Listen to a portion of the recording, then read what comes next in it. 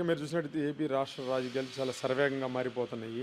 ఏపీలో కాంగ్రెస్ పార్టీ బాధ్యతలు కూడా త్వరలో షర్మిల స్వీకరించబోతున్నట్టు వార్తలు వస్తున్నాయి.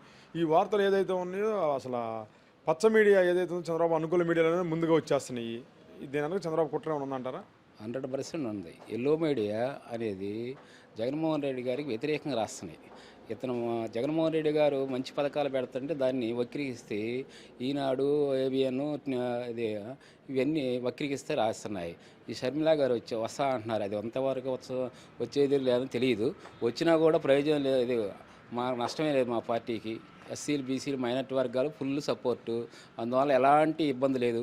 షర్మిలాగా వచ్చినా రాకపోయినా అదే 100% మళ్ళీ జగన్మోహన్ రెడ్డి గారు సీఎం అవుతాడు. కానీ సార్ ఇక్కడ షర్మిల ఏదైతే ఉందో ఇప్పుడు కాంగ్రెస్ పార్టీ ఒకవేళ బాధ్యత స్వీకరిస్తే కాంగ్రెస్ పార్టీ కూడా ఈ జనసేన టీడీపీ తోటి ఒకవేళ పొత్తు పెట్టుకుంటే మరి కాంగ్రెస్ పార్టీకి షర్మిల పనిచేయాలి కదా, అప్పుడు మరి జగన్కి ఇబ్బంది కదా అంటారు. షర్మిల గారు కాంగ్రెస్ పార్టీలోకి వచ్చినా కూడా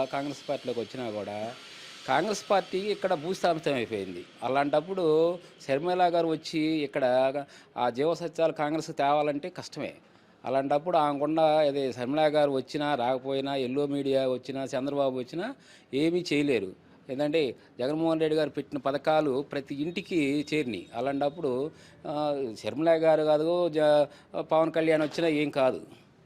అలాంటప్పుడు ఇది ఊహాగానాలే కానీ ఏమి రాష్ట్రంలో గవర్నమెంట్ అనేది మళ్ళీ ఫామ్ చేసేది జగన్మోహన్ రెడ్డి గారి 100%. దీంట్లో ఎలాంటి ఇబ్బంది లేదు.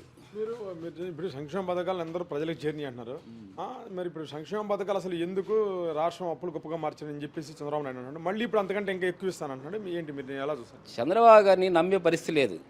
2020లో ఇది రుణమాఫీ అన్నాడు, ఏది ఎవరికి ఇవ్వలేదు. ఏంది ఆయన పోతా 100 కోట్లు బడ్జెట్ పెట్టిపోయాడు. అన్ని అప్పులు చేసి రాజధాని అమరావతి కడతానని ఒక గ్రాఫిక్స్ చూపించాడు కానీ ఎక్కడ శాశ్వత కట్టడాలు లేవు. 1,00,000 కోట్లు దుర్వినియోగం చేశాడు.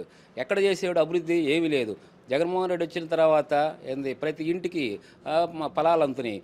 బీసీలకి, ఎస్సీలకి అందరికీ అందుతున్నాయి. అలాంటప్పుడు చంద్రబాబు ఎన్ని జిమ్ముక్కులు చేసినా ఏ ప్రయోజనం లేదు. అయితే టోటల్గా జగన్ గెలుస్తారా మీరు? 100% గెలుస్తాడు. దీంట్లో ఎలాంటి సందేహం లేదు. ఎందుకంటే మైనార్టీ ఎప్పుడు అండగా ఉన్నారు, ఎస్సీలు, బీసీలు ఎప్పుడు తోడుగా ఉన్నారు. ప్రతి ఇంటికి ఫలాలు అందిరి. అలాంటప్పుడు ఇది ఓసీలు అన్నారు, వాళ్ళు కూడా ఏంటంటే వస్తుంటారు. ఓసీలో కూడా చాలా పేదవాళ్ళు ఉన్నారు, వాళ్ళకు కూడా అందినాయి.